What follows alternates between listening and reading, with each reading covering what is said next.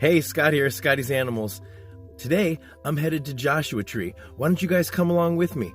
We're gonna go right outside of the national park to the old mine district, and we're gonna be hunting for jade pieces. The same pieces that I was making jade pendants last year to raise money for the guinea pig sanctuary in Hampton, New Hampshire.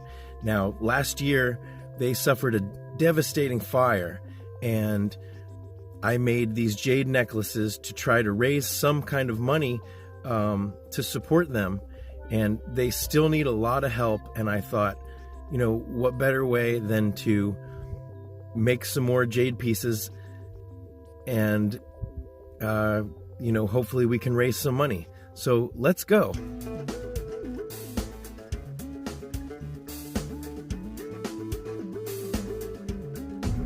A coyote just ran across the road.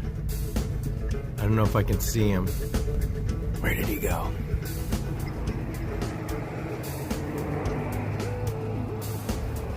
That was amazing. I almost missed my opportunity to come here. It's starting to get dark. So here's where we are. And here's some information. You guys can just pause this and read it. This is some information about the old mining district.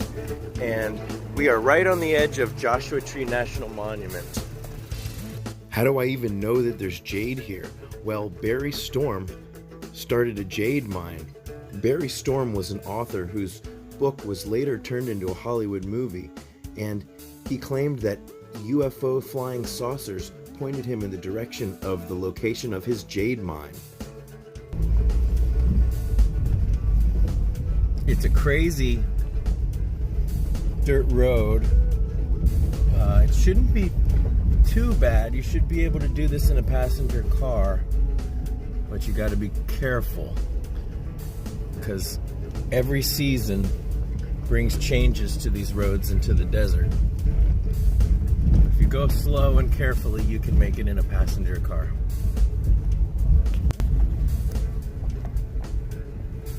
The sun just set over the ridge. The sun is setting over the ridge right now.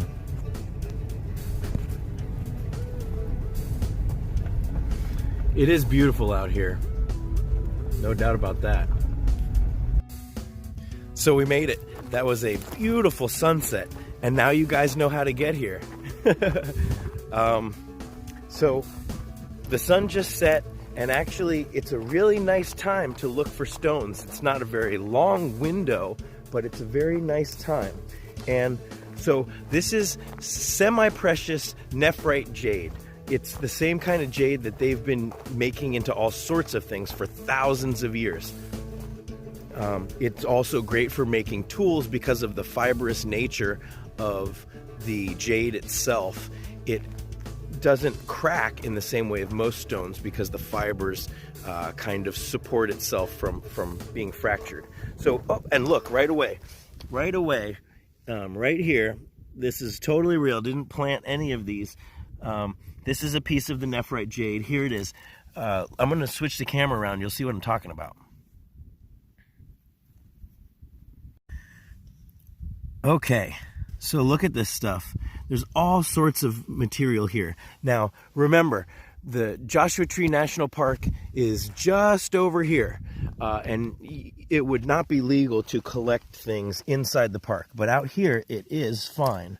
Now, this is a really big piece. I'm going to be looking for pieces that I can make into necklaces. But if you see right here, these are what we're looking for. And if you look, they really stand out as very bright green compared to all this stuff. Like right over here, here's another bright green piece you can see. So that's what I'm going to be collecting. And I don't have much time because the sun has set, and you know, cameras kind of trick you as to how much light you have, but this is about how light it is right now. Okay, so I'm gonna get to work. So the sun was going down, and I thought, oh, I've only got a few minutes left. But then I remembered I have a lantern in my car, And then I also found this. It's been sitting in the back of my trunk since the summer, because when it's 115 degrees in the daytime, the nighttime drops down to about 85 or so, and it's beautiful. And you can come out here under the stars and look for stones. And so this past summer, I went and I looked for agates. There's another place over the hill. It's a volcanic field. It's beautiful. If you guys want to see that video, I shot a lot of video about it, collecting the agates. But if you guys want to see that video, if there's enough people that are interested, put that in the comment that, you know, I'd love to see your rock hunting adventures. And there are a bunch of animals to be found out here when you're rock hounding. I saw lizards and coyotes and, you know, rabbits. It's amazing out here. It's beautiful. So let me know. Scorpions. So in the comments, let me know if you'd like to see that. Or you can hit the thumbs up. Anytime you hit the thumbs up, it really helps my channel. Or even the thumbs down. Get my eye on you. So I don't know if I can get a shot all the way in here. Let me try to get the light in.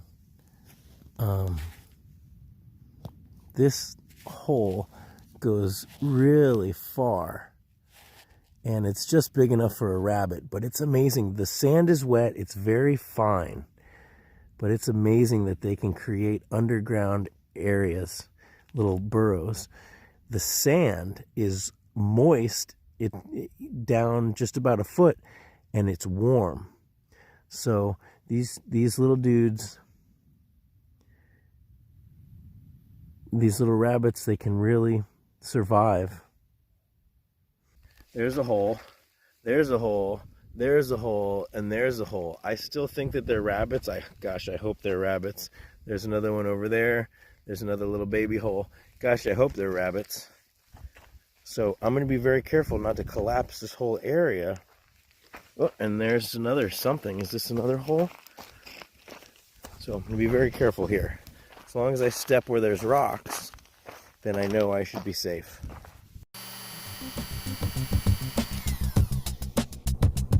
I'm really excited how these pieces turned out. They are so unique and beautiful and very striking, and they have that Joshua Tree cachet, and I kind of went overboard. I found so many good pieces that night that I was able to make some really amazing, interesting pendants. So I just wanted to say thank you for helping me support the Guinea Pig Sanctuary in Hampton, New Hampshire. Check their social media out, start following them. They are doing a lot of really great work. And these pieces are going to be available on my Etsy shop. Each one of these pieces is entirely unique, of course. They are individual stones that I found, and I only made necklaces out of the best stones that I found. No matter which piece you get, I know you're gonna love it. It's a unique piece of Joshua Tree treasure, and I think you're really gonna love them. I made so many pieces because I really wanted them to be within the reach of everybody and anybody who wanted them. There's gonna be two sizes. There's gonna be the smalls and the larges, and they're really great no matter which one you choose. I wish I could list each one individually, but that would just, because of how many I'm making, that would really just be impossible. So you'll have a choice of a small or a large when you place your order, and I'll pick the one that is meant for you. So here's an example of some of my different pieces.